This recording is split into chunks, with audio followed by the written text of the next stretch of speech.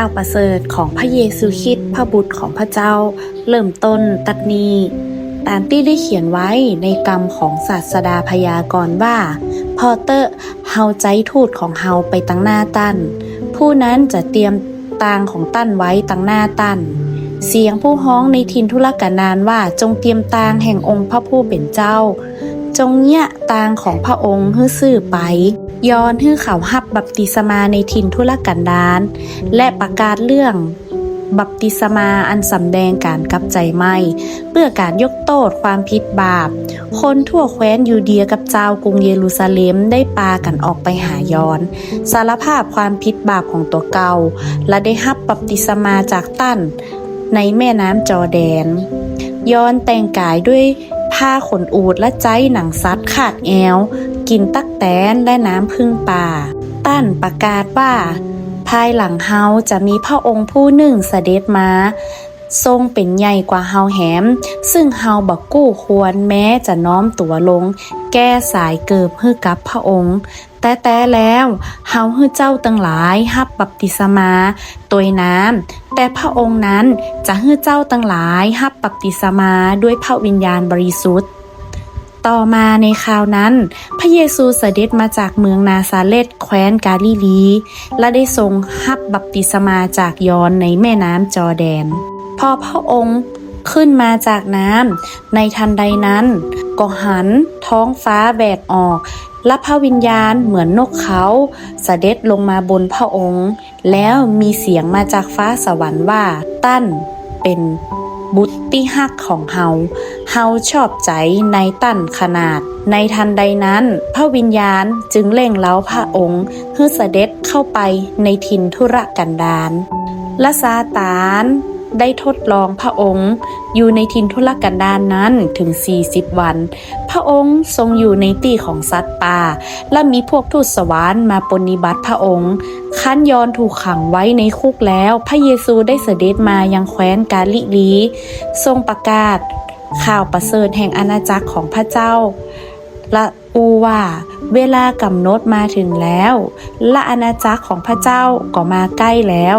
ตั้นตึงหลายจงกลับใจเหี่ยไหมและเชื่อข่าวประเสริฐเตอะขณะที่พระองค์เสด็จไปโดยชายทะเลกาลิลีพระองค์ก็ทรงหันซีโมน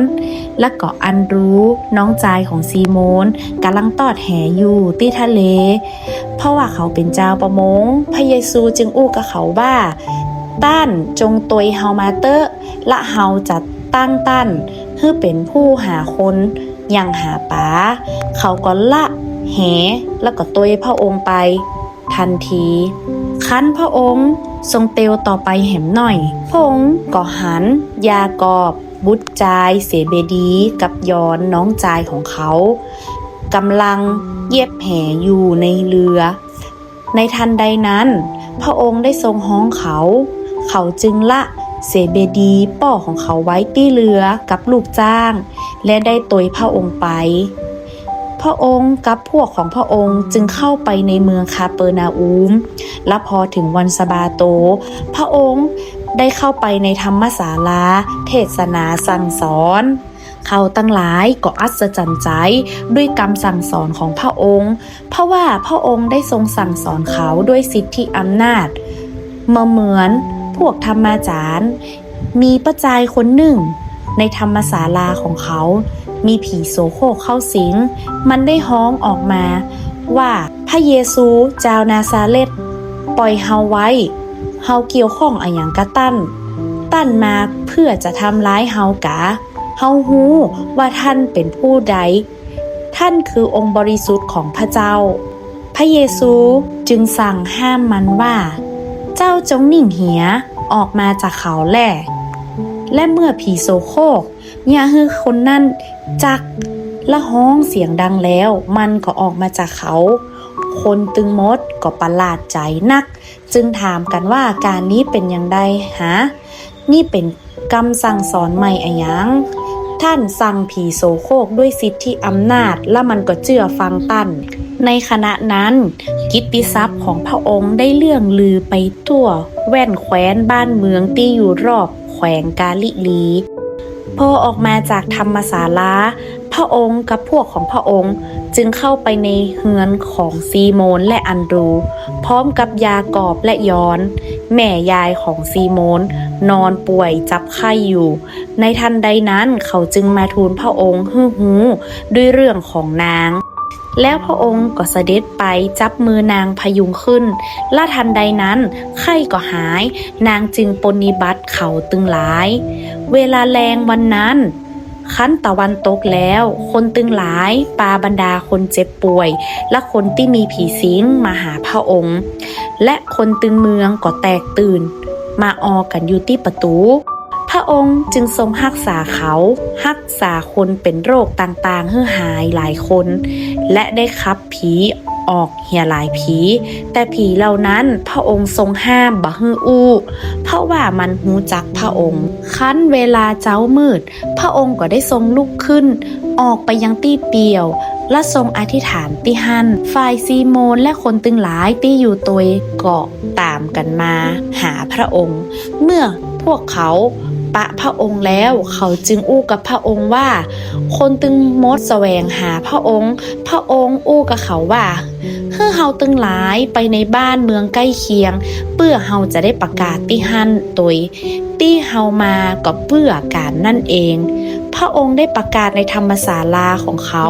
ทั่วแคว้นกาลิลีและได้ขับผีออกเสียหลายผี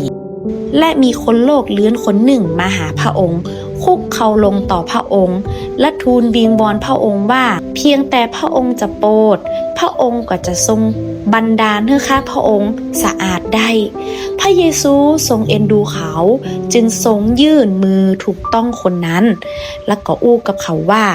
เฮาพอใจแล้วเจ้าจงสะอาดเตอะพอพระองค์อู้แล้วในทันใดนั้นโรคเลื้อนก็หายและคนนั้นก็สะอาดก่อนฮื้อเขาไปพระองค์จึงกำชับผู้นั้นอู้กับเขาว่าเจ้าบดีบอกเล่าอะหยังให้ผู้ใดฟังเน้อแต่จงไปสำแดงตัวแก่ปุโรหิตและถวายเครื่องบูชาสำหรับคนที่หายโรคเลื้อนแล้วตามซึ่งโมเสสได้สั่งไว้เพื่อเป็นหลักฐานต่อคนตั้งหลายแต่คนนั้นเมื่อออกไปแล้วก็ตั้งต้นตาวห้องหนักขนาดให้เรื่องลือไปจนพระเยซูจะเสด็จเข้าไปในเมืองยังเปิดเผยต่อไปบ่ได้แต่ต้องประทับภายนอกในที่เปี่ยวและมีคนกู้แห่งกู้ตำบลมาหาพระองค์